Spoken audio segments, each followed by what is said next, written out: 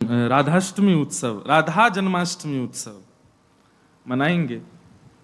बंधुओं, शास्त्रों में बड़ी महिमा है किशोरी जी के। पद्म पुराण में तो इतनी सुंदर व्याख्या है किशोरी जी के जन्मोत्सव की।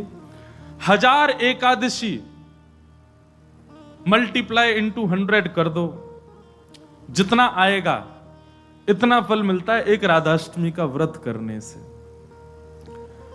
अब कई लोगों के मन में भाव रहता है कि मेरे मन में भी ऐसा ही भाव रहता है कि भैया उत्सव है ठाकुर जी को जन्माष्टमी को, उत्सव है राधाष्टमी को, तो फिर काहे को हम लोग भूखे प्यासे रहें, बढ़िया माल छाने।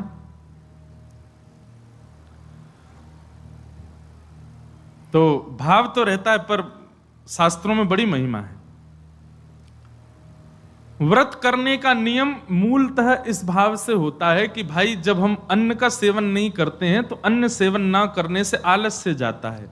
अन्न सेवन ना करने से मस्तिष्क में, मन में नकारात्मक ऊर्जाएं नष्ट हो जाती हैं। फलाहार रहते हैं तो निश्चित ही है ऊर्जावंत होते हैं, तो ऊर्जावंत होंगे तो और बढ़िया उत्सव मनाएंगे। लेकिन बिल्कुल ही आहार ग्रहण नहीं करोगे तब तो फिर मतलब व्रत इसलिए करना है कि उत्सव में आपसे आपकी ऊर्जा पूरी लगे, आलस्य ना आवे, नकारात्मक भाव ना आवे, मन में कोई दुर्भाव ना आवे, इसलिए अन्न का त्याग किया जाता है। बाकी तो उत्सव में तो खूब पाओ धुआंधार, लेकिन व्रत करने से आपके उत्सव में बेहोशी आ रही है महाराज और बिना भोजन किए कुछ तो फिर उत्सव को भंग करने वाली बात हो जाएगी। उत्सव को भंग नहीं, उत्सव को सुंदर बनाने के लिए व्रत करना है। तो राधाष्टमी उत्सव पर इस बार व्रत निश्चित करो, हर बार ही करो। वैसे तो शास्त्रों में दशावतारों में 4 अवतारों के व्रत करने की आज्ञा दी है, रामनवमी और नृसिंह चतुर्दशी, कृष्ण जन्माष्टमी और वामन द्वादशी। लेकिन जब हम रामकृष्ण उपासक हैं तो हमारे भाव में रामकृष्ण दो एक हैं, ये दोनों भी एक हैं और फिर इनकी आह्लादनी शक्तियां भी एक हैं। राधा कृष्ण स्वरूपाम वै कृष्ण राधा स्वरूपिणौ कलात्मानम निकुंजस्थम गुरु रूपम सदा भजे। तो जब किशोरी जी ब्रजमंडल में ठीक ठाकुर जी का ही स्वरूप हैं तो फिर उनके लिए भी ये व्रत की क्रिया करनी है। पद्म पुराण में ब्रह्मा जी ने इसका बहुत सुंदर वर्णन किया है कि भैया व्रत निश्चित करना चाहिए, इतना फल मिलता है, इतना फल मिलता है। लेकिन जब भी फल कोई फल बताता है ना कि महाराज जी ये करने से ये फल मिलता है, ये करने से ये फल, मन में एक ही बात आती है, अगर ये करने से ये फल मिलता है, अगर हम इसके बदले फल की कामना ना करके ठाकुर जी की कामना करें तो हमको व्रत इसलिए करना है हमको श्री जी मिले, हमको व्रत इसलिए करना हमको ठाकुर जी मिले। अक्षय तृतीया के दिन लोग दुनिया भर का दान करते हैं, चावलों का दान कर रहे हैं, अन्न का दान कर रहे हैं, स्वर्ण दान कर रहे हैं, चांदी दान कर रहे हैं, जे दान कर रहे हैं, वो दान कर रहे हैं। हमारे मन में भाव आता है कि भैया वादना नाम को दान करो, जो राह में मिल जाए वही से कहो जय श्री कृष्ण, जो राह में मिल जाए वही से कहो राधे राधे, नाम दान करते चलो। बोले क्यों? बोले अक्षय तृतीया को कछु दान करो तो अक्षय है जाए, तो हम नाम दान करें, हम ठाकुर जी को भजन दान करें, अरे भक्ति दान करें, अपनी भक्ति अक्षय हो जाए, नाम अक्षय हो जाए, प्रेम अक्षय हो जाए, ऐसी अक्षय तृतीया मनाओ। तो कभी भी आपको किसी व्रत या किसी नियम के पीछे फल बताया जा रहा हो, सुन लिया करो, अच्छा इससे ये फल मिलता है, उस फल को गौड़ करके उस फल के स्थान पर किशोरी जी को विराजमान कर दो। हे किशोरी जी, हम राधाष्टमी को व्रत या मारे करेंगे कि हमको आपकी प्रेम लक्षणा भक्ति प्राप्त हो, आपको प्रेम प्राप्त हो, इसलिए हमको व्रत करना है। तो राधाष्टमी उत्सव इस बार भागवत कृपा निकुंज में गिरधर लाल जी का मनाया जाएगा। सुबह 9 बजे से क्रम रहेगा, 8 बजे द्वार खुल जाएंगे, आके बैठ जाना। 9 बजे फिर अभिषेक होगा, टीवी हम लगवा देंगे 2-4 ताकि लाल जी दिखें आप सबको, और फिर उसके बाद बधाई गायन उत्सव आदि चलेगा। 10-11 बजे तक का क्रम रहेगा, ज्यादा लंबा नहीं, छोटा ही क्रम रहेगा। और क्योंकि व्रत रहेगा तो केवल पंचामृत मिलेगा पीवे को, खावे को कछु ना देंगे हम। प्रसाद भी रहेगा, सब लोगों को थोड़ा थोड़ा प्रसाद बाहर ही मिल जाएगा। फिर उसके बाद राधा वल्लभ जी जाइयो, वहां पे ऊधम मचाइयो, बिहारी जी जाइए और सुनिए, राधाष्टमी को हमारे ब्रजमंडल के रसिक शिरोमणि स्वामी श्री हरिदास जी का जन्मोत्सव है। फिर तटीय स्थान जाना, तटीय स्थान जाकर के स्वामी जी महाराज को प्रणाम करके आना, वहां पर खूब निधिवन राज जाना, निधिवन में जाके स्वामी जी को प्रणाम करके आना। राधाष्टमी का उत्सव तो जन्माष्टमी से भी बड़ा होता हमारे ब्रजमंडल में। तो ऐसे राधाष्टमी का भाव। अब कई लोग पूछ रहे हैं कैसे क्रम होना चाहिए, तो देखो ठाकुर जी का जन्मोत्सव मनाया जाता रात्रि 12 बजे, पर किशोरी जी जो हैं ये उदिया भाव से प्रकट हुई, मतलब सूर्य उदय जैसे ही सूर्य की प्रथम किरण पड़ी है पृथ्वी पर, बस हल्के हल्के सूर्य उदय हुआ, तभी किशोरी जी का प्रादुर्भाव हुआ। तो एक प्रकार से नहीं सुन लो, ताली बाद में बजा ले। सुबह 4:30 बजे, 4-4:30 बजे आप सबको, अगर घर में किशोरी जी विराज रही हैं स्वच्छंद भाव से, तो किशोरी जी को अभिषेक करना। वैसे हम तो दोनों उनको ही कर दें, जन्माष्टमी पे भी युगल सरकार घर के ठाकुर जी जो हैं युगल राधा कृष्ण उनको करें, और राधाष्टमी पर भी दोनों उनको ही करें। अगर घर में केवल लड्डू गोपाल विराज रहे, केवल ठाकुर जी मुरली मनोहर लाल जी विराज रहे, त्रिभंगलली ठाकुर जी, तो भी उनको अभिषेक करो, उन्हीं को ही श्री जी स्वरूपा मान करके उनको अभिषेक करो। वैसे तो नियम ऐसा है कि जन्माष्टमी और राधाष्टमी को रात्रि भर जागरण करो, रात भर उत्सव करो, रात भर नाचो गाओ आनंद करो, किशोरी जी को प्रादुर्भाव होगा। और किशोरी जी वास्तव में शयनावस्था में हो, कमल के पुष्प ले आओ और सुंदर सुंदर कमल के पुष्पन के बीच में किशोरी जी के श्री विग्रह को विराजमान रखो, वही में ही पौढ़ाओ, क्योंकि ऐसा भाव शास्त्र में है कि कमल के मध्य से ही किशोरी जी प्रकट भई। तो कमल मध्य में किशोरी जी को विराजमान करो, घर पे ठाकुर जी हैं तो ठाकुर जी को विराजमान रखो। और प्रातः काल 4 बजे है तो महाराज शंखनाद करो, बधाई गायन करो, सुंदर घंटे घड़ियाल नगाड़े आदि बजाओ, वाक्य बाद में दीप प्रज्वलन करके किशोरी जी को प्रादुर्भाव करो।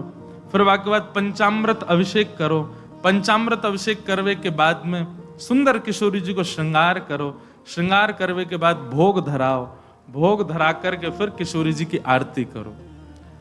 आरती करने के पश्चात फिर खूब नाचो, इतने नाचो इतने हम तो अभी जयपुर में एक बात कह के आए, उत्सव तब तक मत मानो कि नाचते नाचते उत्सव करते करते डॉक्टर के पास नहीं जाना पड़ जाए। अगर आपको दवाई नहीं लेनी पड़ी तो समझो उत्सव मनाया ही नहीं आपने। शादी ब्याह होता है घर में, तो लड़की का जो भाई होता है या लड़की के पिताजी, लड़की के मामा, लड़की पक्ष के, लड़का वाले तो ऊधम करें, लड़की वाले इनकी कमर कसे, उनके जेब में 2-4 दवाई पड़ी रहती है, सिर दर्द की, पेट दर्द की। क्यों, हमारी तो बड़ी 3 बहनें, तो उनको पता है वो एक दवाई रखी रहेगी, क्यों सिर दर्द हो रहा है, सो नहीं पा रहे हैं। तो तभी ब्याह माना जाता है जब पिता और भाई ये बिल्कुल श्रमित हो जाएं, तब लगता है हाँ ब्याह हुआ। श्रमित ही नहीं हुए तो क्या बात का ब्याह। ऐसे ही उत्सव में महाराज एक आनंद की बात करें, ये नहीं जबरदस्ती कि महाराज दवाई लेनी ही पड़ जाए। जब तक इतने श्रमित नहीं हो जाओ, इतने नहीं थक जाओ कि महाराज अब कुछ नहीं हो सकता हमसे, पस्त नहीं हो जाओ, तब तक नाचते ही रहो किशोरी जी के आगे, ठाकुर जी के आगे। खूब बढ़िया उत्सव करियो, खूब नाचियो, और फिर व्रत रखो पूरे दिन। किशोरी जी को खूब बढ़िया व्यंजन पवाओ, और पवा करके वो कोई को वितरण करो, कोई अपने काजे थोड़ा रख लो, दूसरे दिन जब नौमी लगे सो वाको पाओ प्रसाद रूप में, परवादिन व्रत रखो। और भैया नहीं रुको जाए तो पालियो, चकाचक पाओ, बोले हमारी श्री जी को उत्सव है हम तो पाएंगे, तो पाओ, कोई दोष भी नहीं। व्रत ना करने से पाप नहीं लगता है, पर व्रत करने से पुण्य बहुत होता है हमको, लेकिन पुण्य की नहीं, हमको किशोरी जी की कामना है। तो इस प्रकार, और फिर एक नियम सुनो, या तो संभावना बने तो सहस्त्र कमल, 1000 कमल, और 1000 कमल की भावना नहीं बने तो 1000 कोई भी पुष्प, लेकिन सुगंधित होने चाहिए, बिना सुगंध वाले नहीं। मोगरा के हो जाएं, हार श्रृंगार के हो जाएं, गुलाब के हो जाएं, और यदि व्यवस्था बन जाए तो कमल 1000 हो जाएं। किशोरी जी के अभिषेक के बाद, आरती करने के बाद, सब आरती आदि पूजन किशोरी जी को भोग लगाने के बाद, फिर उसके बाद 1000 कमल से श्री चरणों की अर्चना करो। अब अर्चना में तो कई लोग ऐसा भाव रखेंगे कि राधा सहस्त्र नाम गाओ, राधा सहस्त्र नाम से 1000 कमल चढ़ाओ, पर हमारी भावना ऐसी, गोपाल सहस्त्र नाम से चढ़ाओ। गोपाल जी के नाम से एक एक कमल ठाकुर जी, क्योंकि भैया धन धन राधिका के चरण।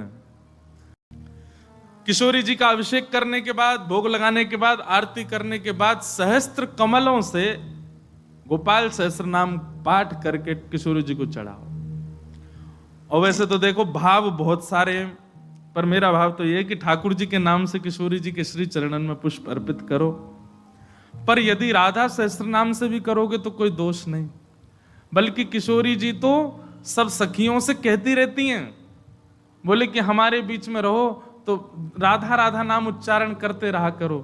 तो ललिता जी ने एक बार पूछी, बोले हे श्यामाजू, आपके निकुंज में बैठ करके राधा राधा क्यों बोले? आपको इतनो प्रिय अपनो ही नाम? बोले मोह को प्रिय ना है, तो बोले मेरे चित्त में श्याम सुंदर बैठे, उनको प्रिय है। तो राधा राधा आप उच्चारण करेंगे तब मेरे चित्त में विराजमान ठाकुर जी सुनेंगे तो उनको सुख मिलेगा, उनके सुख के लिए मेरो नाम गाओ। तो यदि राधा सहस्त्र नाम से भी अर्चना करो तो भी ठाकुर जी प्रसन्न होंगे, और गोपाल सहस्त्र नाम से करो तो श्री जी प्रसन्न होंगे। तो दोनों भाव से आपको जो बढ़िया लगे। और कई भगत तो ऐसे भी यहाँ बैठे हैं, वो तो 2000 कमल लाएंगे, पहले राधा सहस्त्र नाम फिर गोपाल सहस्त्र नाम, दोनों उनको प्रसन्न कर देंगे। तो इस प्रकार किशोरी जी का भाव रखना और फिर पूरे दिन बढ़िया उत्सव मनाना। यहीं आ जाना 9 बजे, फिर राधा वल्लभ जी जाना, तटिया स्थान जाना, पूरे दिना ब्रजमंडल को ही रखियो वादना, तो ब्रज तज और कोई भावना चित्त में आवे ही नहीं। ऐसा भाव किशोरी जी के जन्मोत्सव पर रखिएगा। आप सब लोग खूब भाव से राधाष्टमी जन। और एक बात तो मैं भूल ही गया, हाँ, दान जरूर करना। ब्राह्मणों को बुला करके, घर में कुछ संत जनों को बुला करके, स्वयं मत पाना पकवान, उनको पवाना, उनको खूब दान दक्षिणा देना। काय बात की? बोले बधाई है, हमारी लाडली जी प्रकट भई है, वाकई बधाई बांटते रहो। नहीं तो कछु नहीं चले तो 10-10 की गड्डी ले लियो और पूरे टम्पू और रक्सान में घूमते सबन को बांटते चलो, लो भैया हमारी लाडली जू की बधाई है। अरे उत्साह, ये तो मैं बता रहा हूं मंच से, ये बताने वाली बात नहीं, आपके मन में अपने आप आनी चाहिए ये सब बातें। हमारी लाडली जी प्रकट भैया, हम कहा करें आज।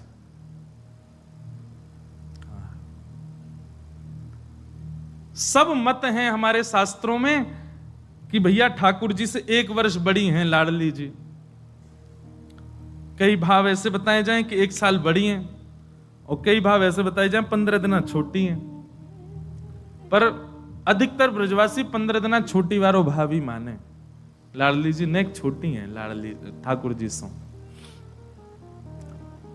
क्योंकि हमने जब राधा रसामृत कथा करी नागपुर में, 2 बार कर चुके,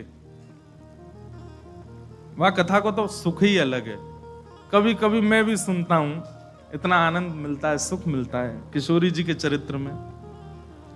तो वहां एक प्रसंग सुनाया था मैंने कि जब किशोरी जी को प्रादुर्भाव भयो तो नंदरानी यशोदा भी आई हैं लाल जी को लेकर के।